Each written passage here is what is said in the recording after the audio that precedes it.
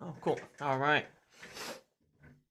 I didn't really give anybody any warning ahead of this one, but so I'll give it a minute for people to get in here. But hello, Kasim. Afternoon from the UK. Afternoon, Josh. How you doing today? Good morning. Bazimon, Connor, IR. Afternoon. Good morning, Alejandro. Welcome. Samuel. Night. Yeah, I'm sure it is. It's nighttime for some of you, huh? Hello, Elliot. Hello, Mateus. MFC, Devilish, Dominic, Alex King, Declan,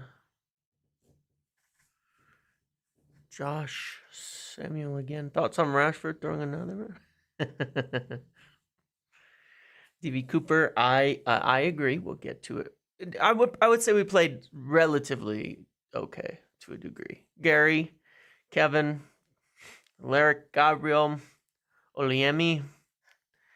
Over your fever? Yeah, I'm good. I am good. Need to sell Mount. Yeah, indeed.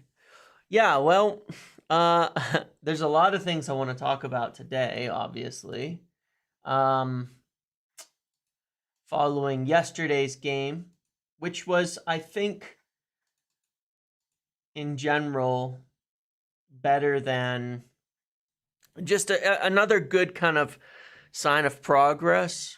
I realize, going through, a bit of the, like a learning growth curve, right?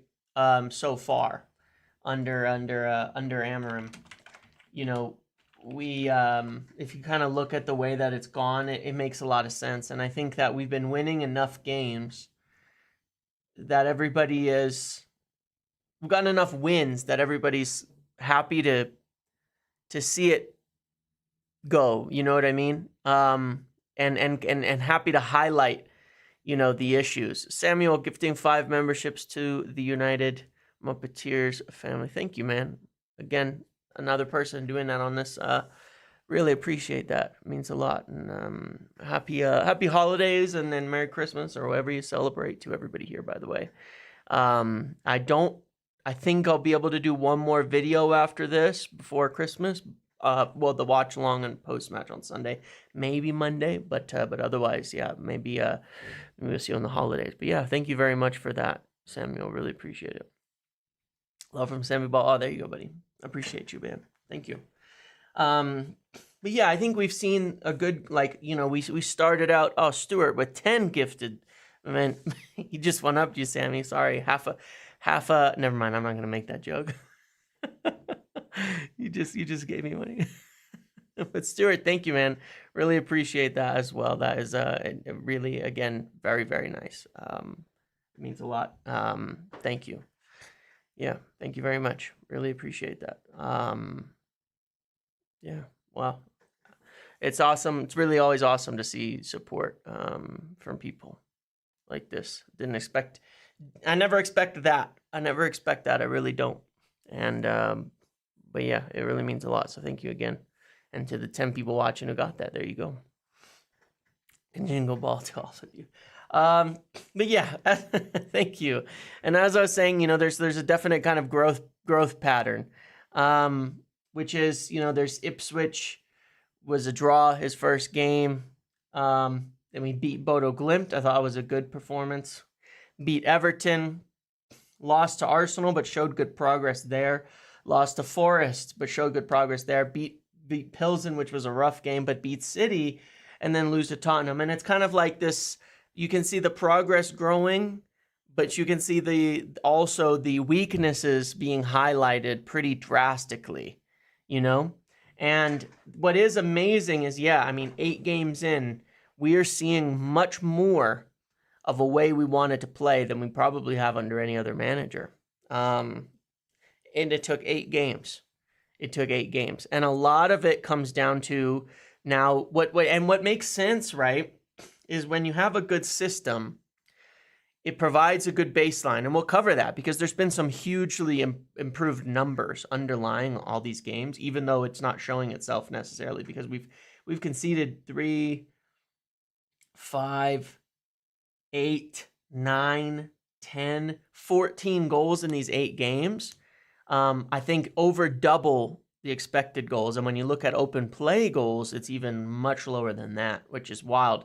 But that comes down to individual issues and individual problems and qualities and all that. But it's really easy to see it. It's really easy to see it when you have a system. It's like when you have a real working system, you can start to see which cogs aren't turning, right? Which ones are not happening, and which ones are not fitting in. You know, what are the square pegs in the round holes? And it's starting to make it very clear, because honestly, by the time it ended with Ten Hag, I couldn't tell you who was good and who was shit. I really couldn't. DB Cooper, thank you for donating and always being here. Really appreciate that. I couldn't tell you who was good and who wasn't. You know what I mean? I really couldn't. I have no idea. But now I think I really do. We'll talk about Bruno. I definitely have some concerns there. Even though he's playing a lot, I do have concerns there. But yeah, it really does. It does expose us who works and who doesn't. Before it was chaos. Yeah. And you know, if we look at like Tottenham, this Tottenham game, for example, and look, I don't mind losing this game, right? We started weak when you look at it. And Eriksen hasn't played a game since the first one against Ipswich, right? So that tells you kind of the view. And look, Eriksen was, for me, better than Bruno. But the problem is, and always has been, the legs are not there, right? He doesn't have the body to keep up with it. Sam, you didn't have a membership yourself. But he doesn't have his body is not in shape to keep up with it. I thought Eriksen was better than Bruno yesterday in that job. You know, I think I couldn't really tell who was playing more forward, if I'm quite honest, but I think they kind of alternated at times. It was almost flat at times, in the first half anyway. Eriksen was really smart making those late runs to the box, getting those good shots on goal. I think he could have done better with those. He was much smarter at moving the ball around. He just doesn't have the legs. My concern with Bruno last night again was he actually turned the ball over twice for Tottenham goals, or rather, he turned it over once and then from right here in front of our own box, and then kicked the ball actually backwards for the second goal as well. Yeah, that concerns me. What also concerns me with Bruno is that it's too high volume of inaccurate decision making for me. Again, Bruno grew in the second half towards the end of the game. Once we're already dominating possession and play, but for the most part, if you watch the first half back, the problem I have with it is almost all his actions, his final balls, occur when there's only one player in the box, or if that. And that is not how Amorim wants to play football. That is not how he succeeded at Sporting either. You want to give the team time to flood the box. One of the real positives that we showed in the first half, and definitely in the second half, is when we were patient, when we did build the ball up, we got these long stretches of playing really high, of counter-pressing and winning the ball back really, really high, right? And so we're a better team when we do that. We force mistakes in the opposition. We cause problems for the opposition. We improve on that when those things happen, you know. So it's hard. It's really hard to like balance this. And I understand that it's a divisive opinion, because I said I didn't think Bruno was playing well, and I think a lot of people disagree with that. But it's really, to me, like this chicken or the egg thing, where you have to stop creating so much in order to create more. And if we want to be in a control and possession team, then we need to be consistent with our actions, which is even if there's a slight ball on that looks like it could be a good creative chance, but you only have one player forward, don't do it, because it's still a low percentage play. And if you don't pull it off, the other team gets the ball and you don't get possession. When United can maintain possession in the opposition half consistently, we're a better team. We limit the chances defensively. We control the game more. We have more possession. We essentially do better. I think against, like City was a really, really good example of that. We were able to be very settled when we had the ball. We didn't rush it. If we did, we would have conceded more goals to City, because we would have given them too many opportunities to hurt us. And that's my concern, is that we can't give teams too many opportunities to hurt us. The first 2 goals, like it shows here, this one especially, did not come out of a spell of possession and control from Tottenham, and neither did this one, frankly. It was right at the start of the first half. This one after that was pretty bad, but the second one was the same thing. It was losing the ball in a dangerous position, panicking and rushing. And then it resulted in those problems. We are a better team when we can focus. We can force the other team into errors, and it's going to take time. But it's hard. It's hard. It's almost illogical, because it's like you got to stop being creative to be more creative. But that's kind of how it is sometimes, I think. And that's my concern. I've seen Bruno do it well in a few games.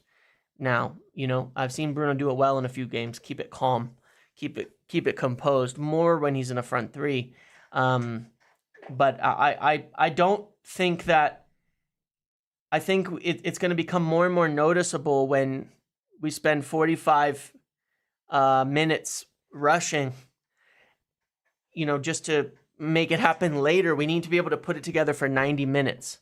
We need to be able to put it together for 90 minutes. We've been better coming back in the second half recently, but we need to be better in the second half, in the first half, and stay consistent. And it's funny, it's like we slow down and we play better. And we've been slowing down rather than rushing in the second half and starting to play better. And you can see it, and you can see that.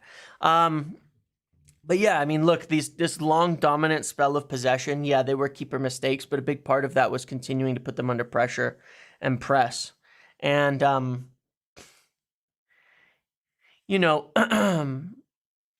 overall, again, I thought we did well. 54% possession, 4 big chances to 2, 20 shots to 9, 8 corner kicks to 3. That's the other thing I want to mention. Bruno needs to get off set pieces. I can't remember the last time he's consistently put good set pieces in, especially corners. Almost all of them were aimed at Lisandro Martinez, whether accidental or on purpose. And then Ahmad comes on, puts in a corner, and we score off of it. We need to stop. Eriksen put in a really good one too, by the way. But we need to stop Bruno on set pieces as well. And that would go a long way, taking some of the criticism off too. Move him over to the top of the box or something like that, where he can receive it in a more dangerous area. But yeah, no more please, off the set pieces for me. Yeah, so I thought we were the better side overall. Antony was bad, despite the slight little revival he had coming on as a substitute. He was really, really bad. Really, really bad in this position. I mean, just lost the ball so much and was just completely ineffective. Højlund was not good. And that's, I would put, again, I put some of this on Bruno in the first half, but at the same time, because he would keep putting the balls in really early, again, before everybody was in the box. But Rasmus Højlund also needs to do better attacking the 6-yard box. Maybe he could have got on one of those, I don't think that they were good because he wasn't there, but I would also like him to be there more. His hold-up play for me hasn't improved. 23 touches, lost the ball 9 times, and only made 8 completed passes. So what that tells you is he lost the ball 13 times on 23 touches. And that is poor, especially against Archie Gray and Dragusin. I mean, you have to be able to do better. You have to be able to do better at that level of center backs. You just have to.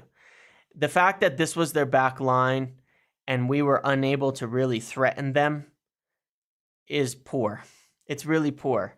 It's concerning to me. It's probably my biggest area of concern right now when you have, when you've got like Rashford not in the team, Garnacho not in form. We don't really have, and like I was saying during the game, I don't think there's any forwards that defenders sit there and go, I'm worried about this guy having the ball.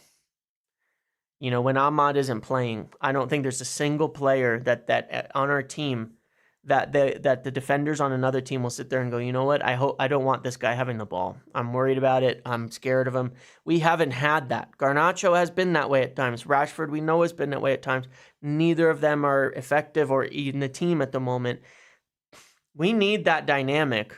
I mean, Tottenham had that with Son, and that's part of it. They have that with Solanke. They have that with Kulusevski. Even though they weren't that good, they have that. They have these aggressive, players that defenders are worried about when they have the ball. And that leads to mistakes. Hence Ahmad, and his pressing and the mistakes that he causes. So that's a big concern. Ugarte was monstrous. Once again, probably the best player on the pitch.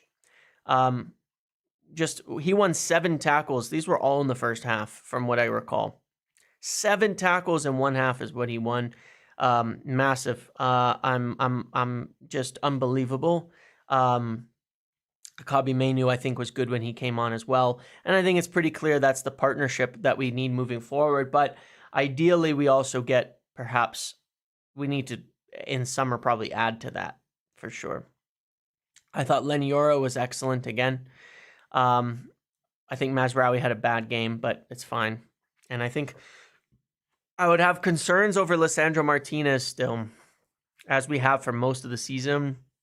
Whenever he's asked with defending more tricky wingers, he has a lot of trouble in spaces. And physicality-wise, he's just not there, He's just not there, and that's a problem.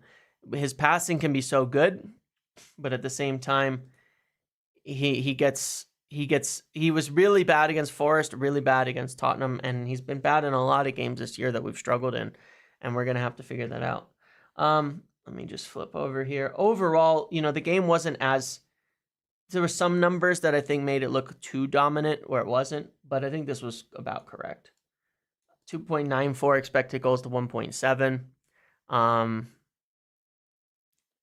Yeah. I think that we were a much better team than them. Their goals came in some moments with a higher line, more tilt, more possession, more basically everything when you look at the threat involved. It is what it is. You can see the passing network was a little funky to me. The shape is still there, but yeah, I think there was a lot of covering on this side, especially when Eriksen was on, because of Son. You can see they were attacking down that side. They were attacking the space behind Eriksen. If you look at like Tottenham's team here, they were attacking the spaces by Eriksen and Antony. And so that side was actually quite problematic, and they were able to unbalance us a little bit. And I think that was a little bit of our problems. But overall, it was a good performance. Yeah, this should show us the same thing, if I'm not mistaken, in terms of shape. Yeah, you can still see it. The middle is good. Their tactic was certainly to attack this side pretty heavily right here. And so, it pushed us over there for sure, attacking the Antony and Eriksen side of the ball. So you see that I think Eriksen was deeper and Bruno was more forward. Yeah. So that was an issue. That's an issue we we will have to sort out. But overall, when we look at a couple of things that are quite impressive, I think it's this.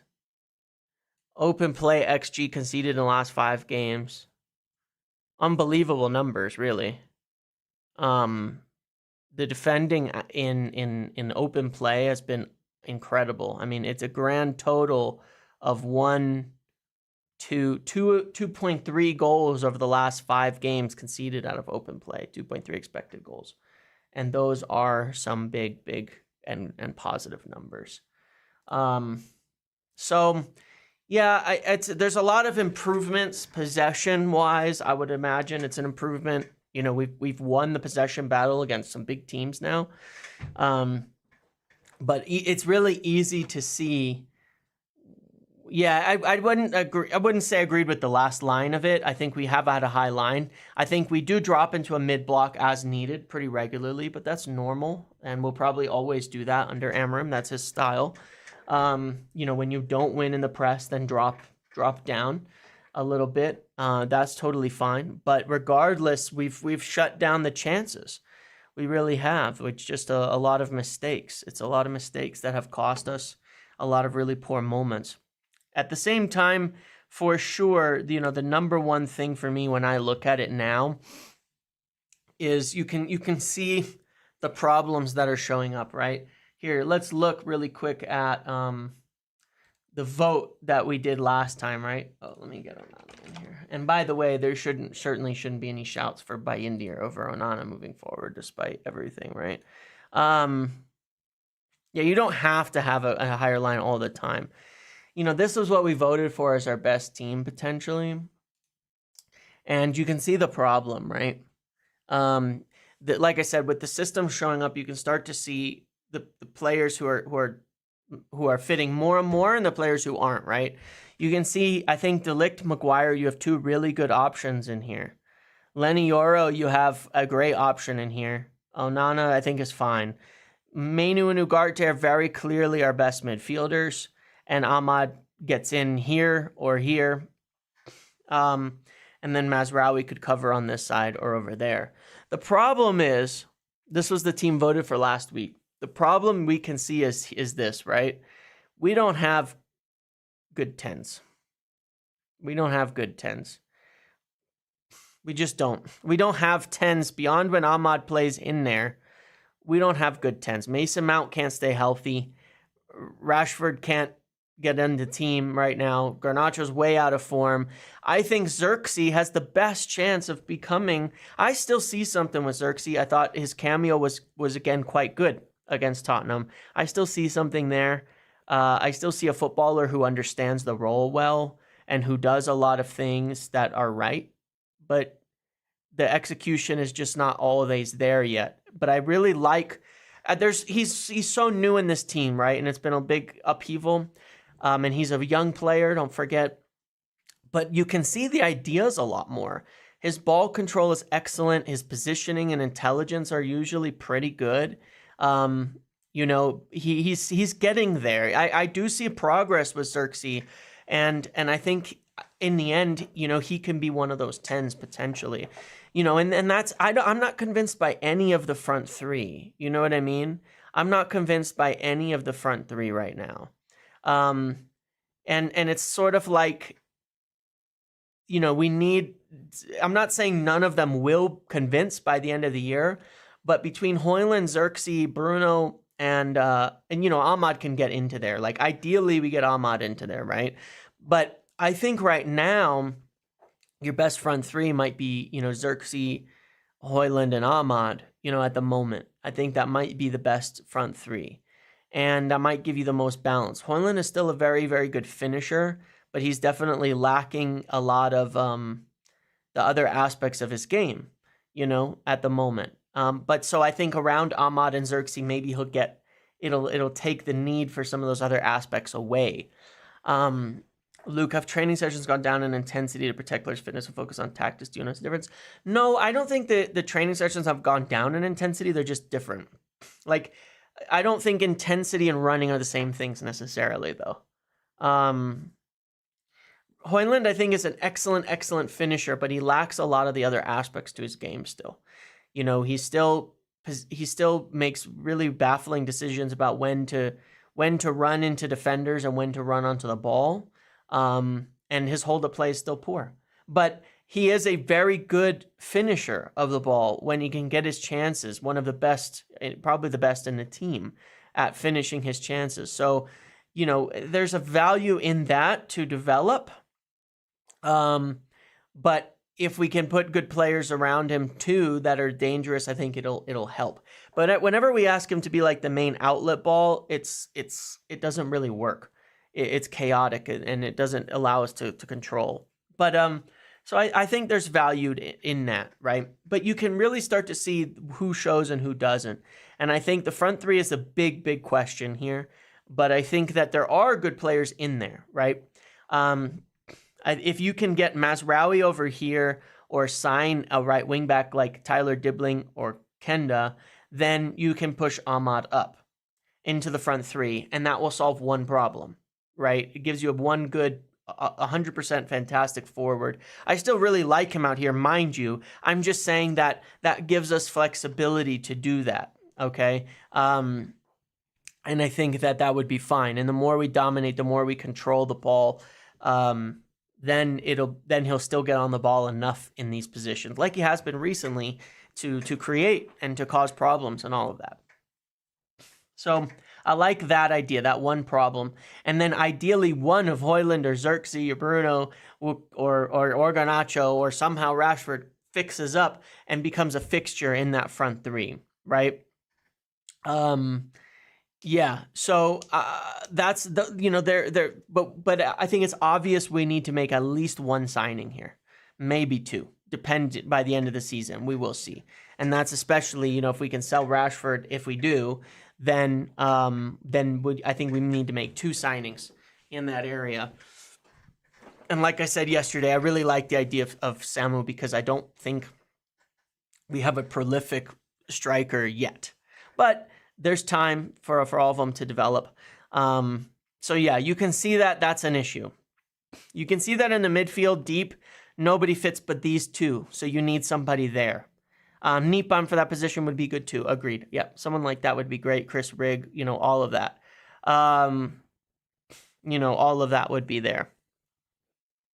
Yeah, I saw Liam. I definitely, so we need a depth here because beyond Mainu and Ugarte, there's no balanced midfield. So we need a midfielder, 1 to 2 forwards, someone here to help give us the ability for Ahmad to go forward. We 100% need a left wing back. 100% need a left wing back. Getting a natural, strong, athletic left wing back there would make a huge difference. It's interesting using the inverted on this side and the outside on this side. We look better. We look really good. And so, that works. That works as well. And then we still need that big athletic center back, we still do 100%. We need that big athletic space defender on the left in the way that Yoro is on the right. You know what I mean? Berchimas apparently scored today in a trial game. Cool. Yeah, that's that young Charlotte player from the U.S. here who was over on trial that we mentioned. That apparently he's done some friendlies or however today or so. But yeah, that's cool. Hey, signing more good young players for me. Good pathways for the future. We may not see it pay dividends for a while, but it'll be there. But yes, we need a left wing back urgently. We need an attacker urgently. We need a midfielder urgently.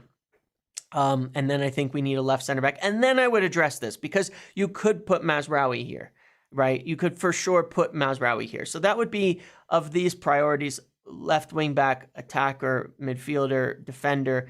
That would be my my fifth priority. And then at the same time, you would want to get that backup goalkeeper that we've been looking at. You can see why we might need a backup goalkeeper. And that has been of interest to us. But it's really showing it up to where, if I was to start the team today, I probably would do this. This is like, I would probably put Maguire in here myself, Like, in terms of who I'd be sure of, I'd probably do this. If you were to say like what are you sure of? Because for me, you get Mazraoui right in the team, right? I mean, maybe you put him back here for now, right? I don't know, but I would probably take this and say I'm good with this. If I started here, which is funny because after being a left side dominant team for so long, I'm not convinced of anybody on the left side of our team at all. We've completely flipped around. You know, but anyway, this is where I would start and say if you started here, then you've got to sign these 4 players. You got to. I'm not saying one couldn't come through, like Xerxes or Højlund couldn't make it as a striker. I'm just saying right this moment, I'd be saying these 2 positions. I'd be like sign, and especially here and here, right? To actually balance things out. Zoro's probably Stewart or Sammy. They both donated a bunch of subs here today. That's why in January it's important to buy a wing back. Yeah, and I'm good with any options. Nuri, Robinson, Kirkes, Gutierrez, any of the people we've been linked with, I'd be taking in this position for sure. Over here, I keep bringing up Braithwaite because he's totally the right profile. I don't know of a better, much better. I looked at Lukumi, might be a good player for that position.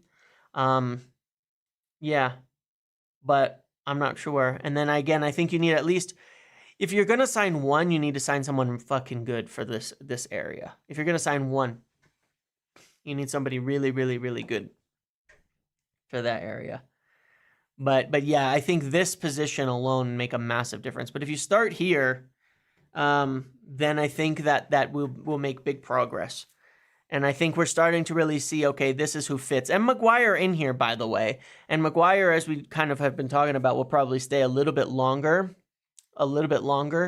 And that gives us options here, right? Because Mazraoui could play here. Maguire could play here.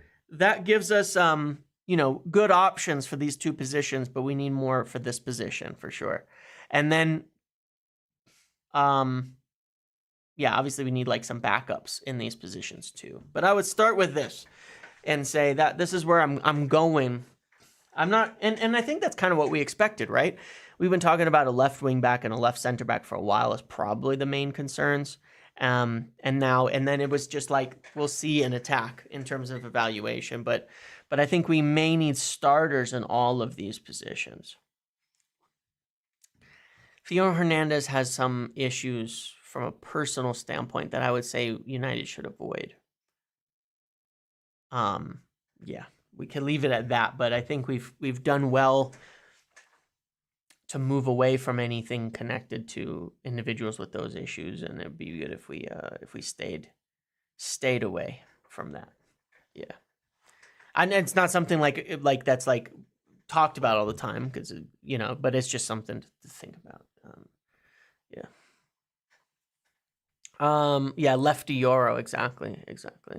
Schlotterbeck, yeah, but he'd probably cost 100 million, with how Dortmund are. But yeah, it's the right idea. It's the right ideas, It's the right ideas, and I think obviously if we get a very athletic left wing back, it would help us a lot too to cover for this position as well. So we'll see. We will see on that front. That is rather interesting as a situation, but obviously something that we need to consider.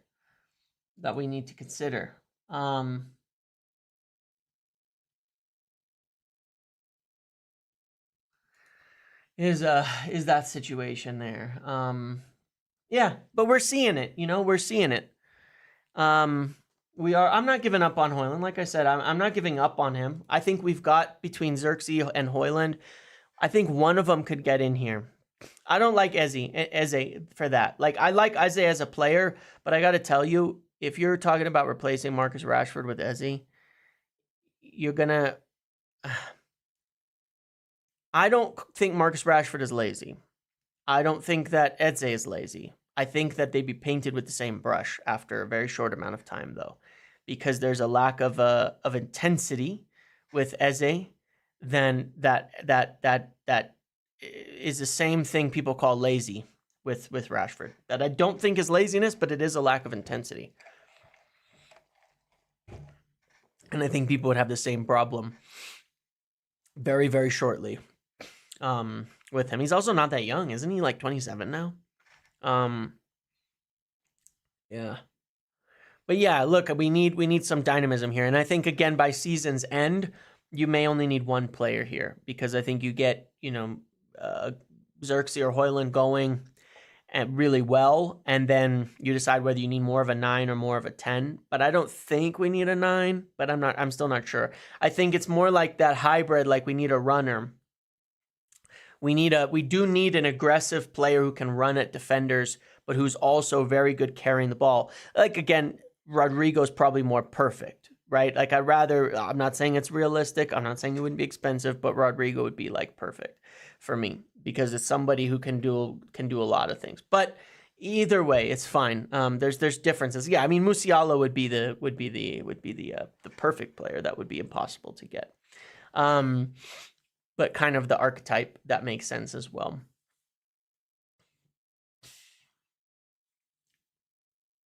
But yeah, anyway, it's pretty obvious. It's pretty obvious what's going on, and we'll see where they end up on this. But we've got a lot of young players to look at for this position too. So I guess we'll see if they move on that and then go for a more established player as well. Yeah. Let's see what I want to say on that. I think more urgently it's over here. But we'll see by the end of the season. And yes, Cunha is a good player, I know. Yeah, I've never seen any evidence that there would be anything in, Kvara. Have to log off for now. Thanks for everything. Yep. I'll see you later, Alejandro. So yeah, I'm good with that. Makes sense. We'll give obviously, like I said, we'll give a chance for Højlund and these guys to get into it. The other thing, obviously on it, talking just briefly on Rashford, as I put it in my headline, was obviously, Amarim says he'll be in training again today, and then we'll see about selecting him, all of that. So we'll see what happens there. He's still at United, and while he's there, ideally, maybe it all works out. That being said, Arteta answered a question about Marcus Rashford for Arsenal in a fairly, manager is interested type of way today, and I'm definitely going to keep an eye on that one because, as I said before, I think I said it in yesterday's and then beforehand, Arsenal were interested in him in summer. They made approaches to his camp, and then he was not looking to leave at that time, so it never went beyond that. But it would be interesting. It'd be interesting to see if that changes or not. If they come back for him now, given that. He said I don't talk about players at other clubs instead of just saying no or something like that, and with some smiles and anyway, just that those kind of typical manager answers where you're like, oh yeah, okay, there's something in that potentially. But yeah, we will see. I would not be surprised. I would not be surprised if they did go for him. They brought in Kai Havertz, who was struggling at Chelsea, and got him going pretty well. They spent big money on him. Raheem Sterling and Marcus Rashford are not the same player.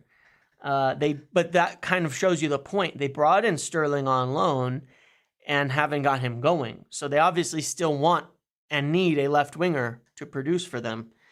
So I wouldn't be shocked if they came in for him. So we'll see what happens there.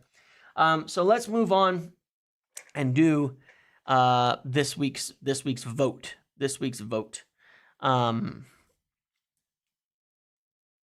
Yeah, Ben, look, the thing is that he, like I said before, he knew he understands the issue with the wages, with the situation he's had at United, as well as the issue of being on big wages and being an academy product, in terms of what that represents to the club financially.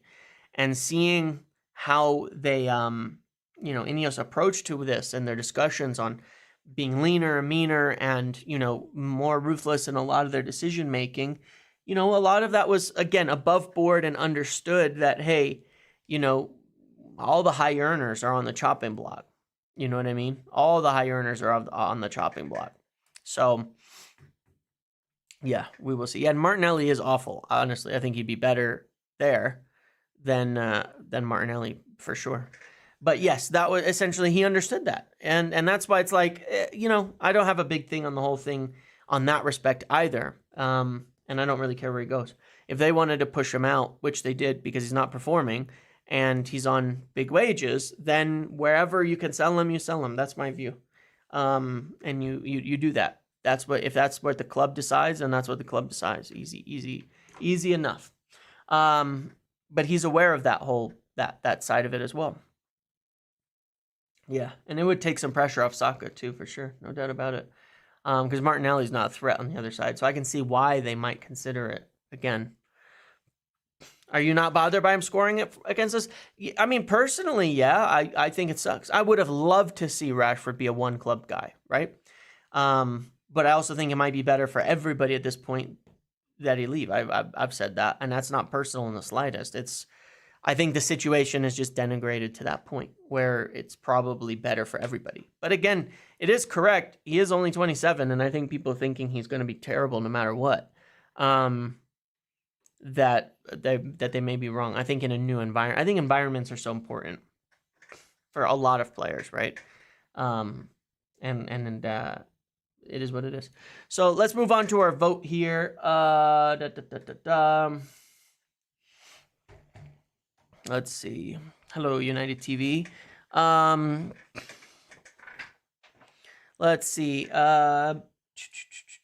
Let's start from the front again. Højlund, Xerxes. This is for Bournemouth. Who do you think should be starting? Let's get into our votes.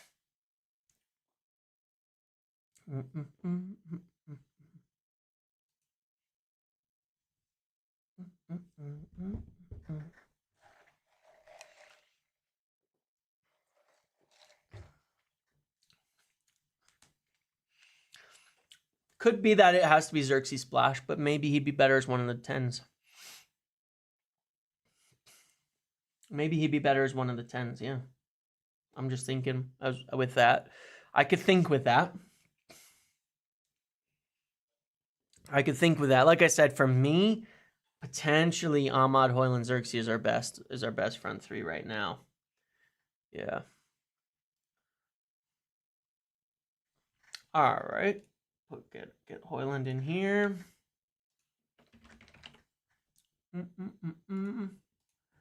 All right, let's go with our 10s, and I'll give you some pairings. I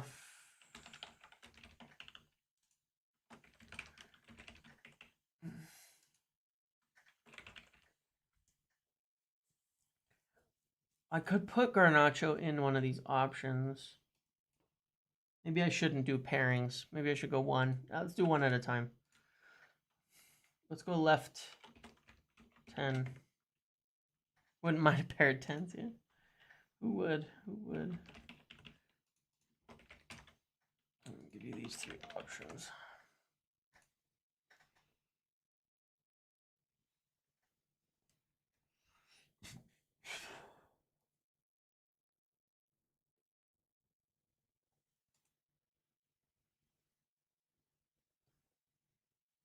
I would personally really like to see Xerxes in there, but I imagine it'll be Bruno will win again, but I don't know. It's changing rapidly. This is wild. I don't know who Garnacho's taking votes off of, but yeah. Personally, I really, really want to see Bruno not play for a game. Especially since he's just started so many. Maybe the rest will do him some good, but like, I'd like to see us play our team without Bruno deep or in the front three for like once to see what we can do with it. You know what I mean? Kobbie Mainoo should start, right? Because he only came on as a sub. So, and Ugarte was subbed off, so maybe he'll be ready to start again. I don't know if 3 games a week is too much for him yet. He's obviously very fit. Come to think of it, though, Højlund won't be starting on Sunday no matter what. But this is what you want.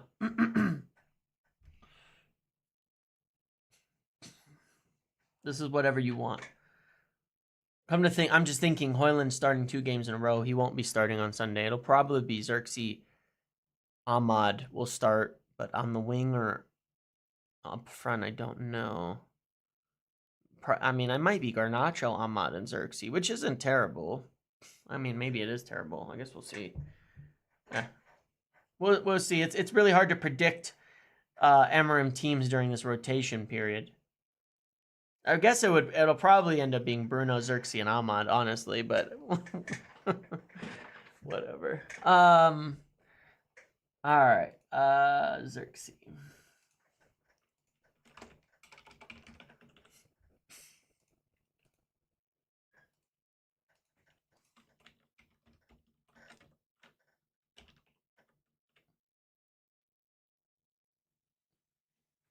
Do we have any other right 10s? We don't have any other right 10s.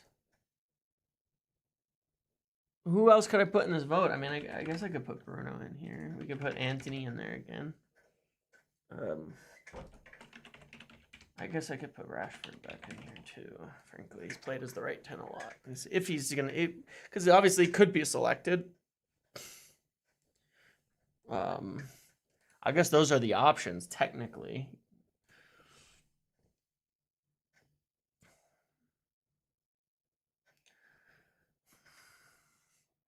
Gosh, what was I gonna say? Something I was just thinking of a minute ago.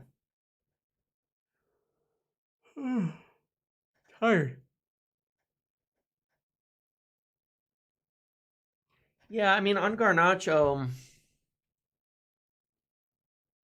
it's interesting how quiet it is, but and this isn't like driving an issue here, but bearing in mind that he does need to fix up.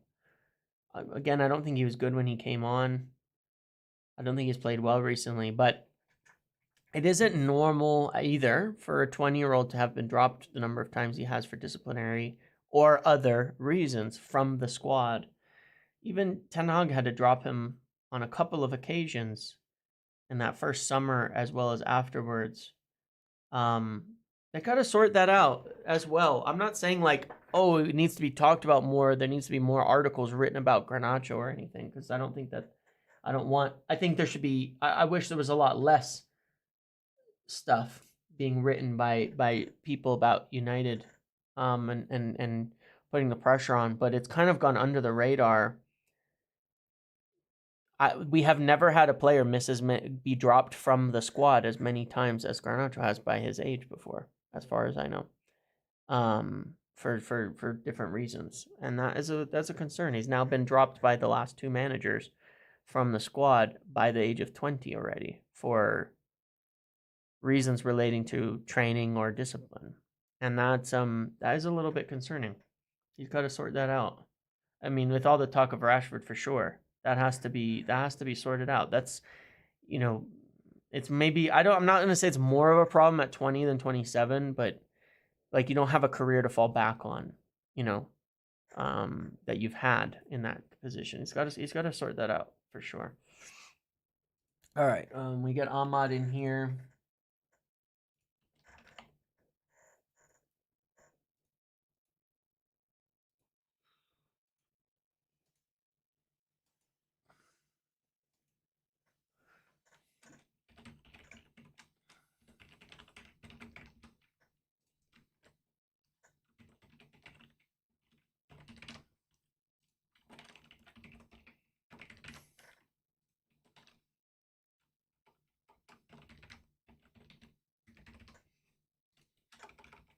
Give you 2 options for this. Give you a few options for this.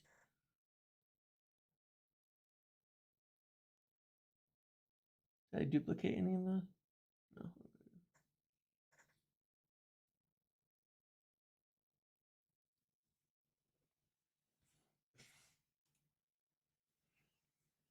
All right, that one's obvious.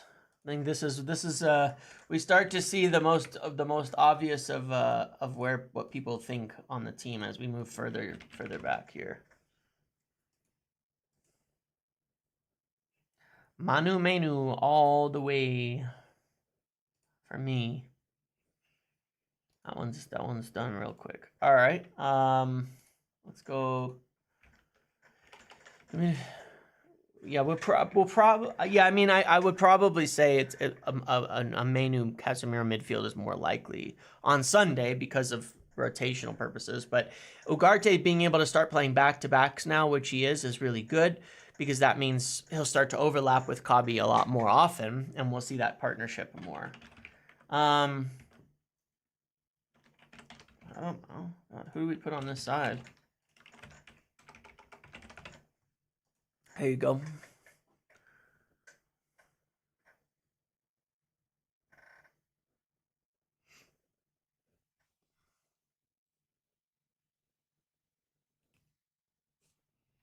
I thought that was maybe if you guys pick Mazraoui over there, who plays on the right? Dallo?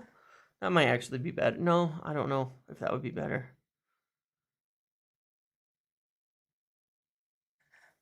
It's not about picking who's gonna play though. Is it exquisite? Is it? It's exquisite. I get it. All right. It's about who people would like to play in what position. That's the point of these votes. The idea is not to pick the team for Sunday. It's who people think is in our best team now, right? Because that's what we're trying to measure week by week is how that changes. The front three has been chaotic in terms of how it's changed over the course of the season. I think that's fair, though.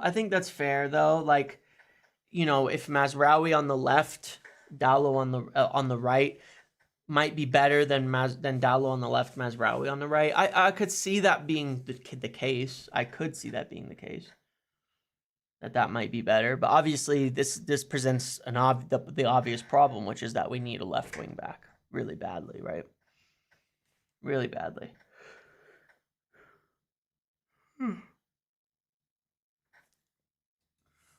Oops, I hit the wrong. Oh, well, I ended it. We're gonna leave it there. Malacia might have come back there. I didn't think he was, but yeah, that's what it illustrates where we're lacking more than anything. Maybe I'm gonna offer up select. I honestly don't know who else to put up here, but do we get some yappage? I've got to get to work stuff really soon to just wrap up for the day, and then personally, I know Martinez is going to win this, but it also demonstrates why we need a left center back. I might stick De Ligt out there and put Maguire in the middle or something for now. I'm really unconvinced, but again, there's going to be games when it's okay. But I don't know, man. Bodo Glimt, Forest, Tottenham, Lissandro was pretty bad in all of those games. It's been a lot of bad games recently. We got to, like, I don't know. It's an issue, but we highlighted that earlier. Anyway. We kind of know that's an issue. So, how long for Shaw? Does it matter? I'm not being mean. Does it matter? However long it is for him to come back, he'll be gone 1 to 2 weeks later.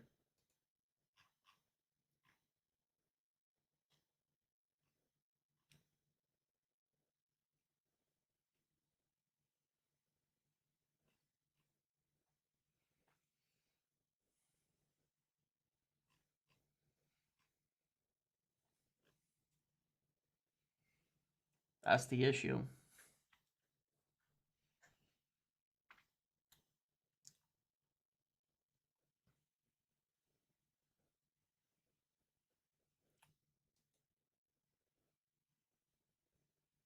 I think Martinez could be good as a central. Yeah, I think he'd be decent as a central center back.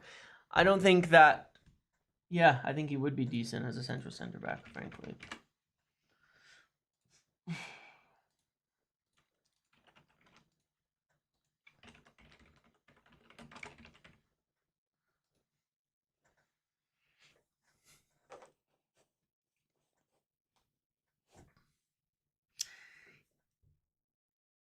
Mazraoui left center back is an interesting idea, and one that I would support as well. If we could get a left wing back, I would definitely say considering putting Mazraoui at left center back for a while would be a good idea. And Dalot at right back. I still think that Mazraoui would be better than Dalot right back, but potentially if you got a left wing back, Mazraoui at left center back, Amada right wing back, and got your forwards going, that might be the best team that we could pick if with just one signing, right? With one, like if we could sign one player, a left wing back, you could put Mazraoui there, keep Ahmad there, and figure that out. But that might be the best way to build to put the team together for me. Maguire's stock has flown since the City game. It seems you are seeing the light. You are seeing the light on big Harry Maguire, the consummate professional Harry Maguire.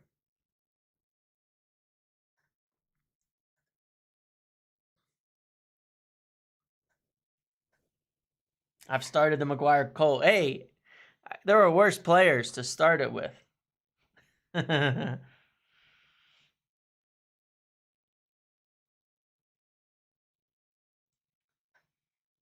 CCB and Amarim system get so much space on the ball. Martinez and Rogue. Yeah, I agree with that. The best passers. The best passers. The propaganda is working. Hey, it's not just propaganda, okay? It's just my eyes. I've got a good eye. I've got a good eye for it. He was that good against City, you know? Flawless. The Maguire-tarians. The Maguites. Maguites? I don't know.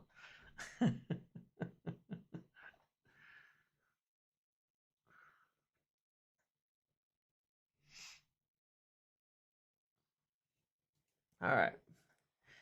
Big Baz back in the team. Maguire PR. Yeah, I'll be accused of that now too. That'll be the next person that supposedly I only like because they're feeding me info or some shit like that.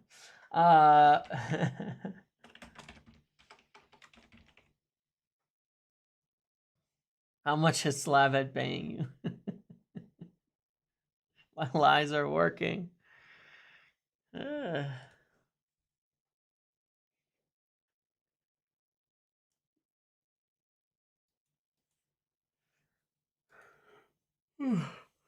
think Euro is in our best 11 for sure as well, and we'll just continue to get better and better the more he plays. You can see he's the only player who has the pace in the back line to deal with players and get there.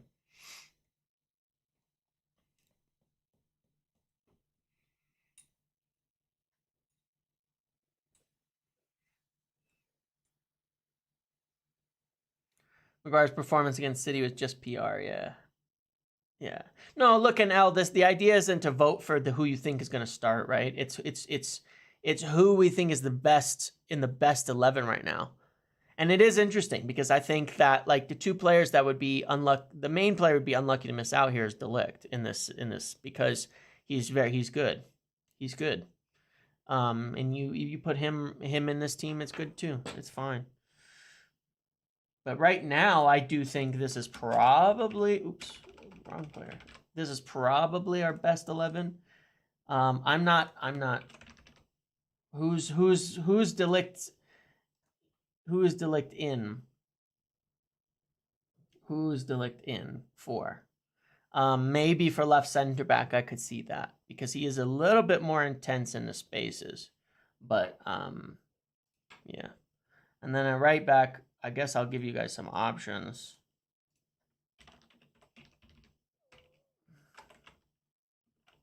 Not that we have many options.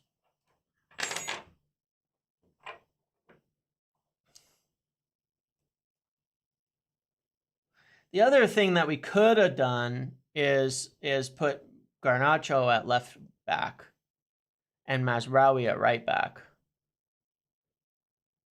or Garnacho at left back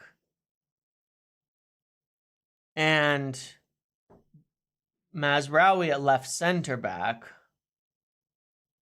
and Gallo at right back. But yeah, I mean, we need wing backs. The problems we're seeing here, like we're making, rock and a hard place decisions because we are lacking in these areas, especially. So like, there's not a good choice. I don't know right now. Like, no matter what you're sacrificing, right? Yeah, it's like no matter what you're sacrificing in this, this is not like oh yeah, this is the best player. It's like how do we like not look like shit? Basically, is where we're at. All right, I gotta end this because I got a call at 9 my time, which is in 3 minutes. So split this vote up. It's 50-50. I think Dallo had an okay game yesterday. He had some good cutbacks to Eriksson for sure. I'm going to end it at 50 votes. Let's see who wins. It might be Anthony getting in there. There it is. Okay, we're ending it. I'm calling it. It's Anthony. So yeah, obviously this is where we've got to do work. We got to figure this out. We got to figure so we can figure this whole mess out. But we need players to do that. And when we get players to do that, it'll make it a lot easier to make proper decisions there. But we can see that like this is where we're like, I don't know what to do at the moment. So let's end it there. This is the team. I'll be there for the watch along on Sunday morning. Thank you all for hanging out with me again today. Thank you to all the gifts again. Thank you for everybody here. Thank you, Owen, for joining. Yes. Thank you to Stuart. Thank you to Sammy. Thank you to everybody, to DB for the donation. Thank you for everybody for being a part of this. Happy holidays to you all. Merry Christmas. Enjoy your weekends. I'll see you on Sunday. I'll see you next week. And have a good rest of your day. And a good holidays if I don't see you. But thank you for hanging out with me again. As always, I appreciate the lot of you for spending this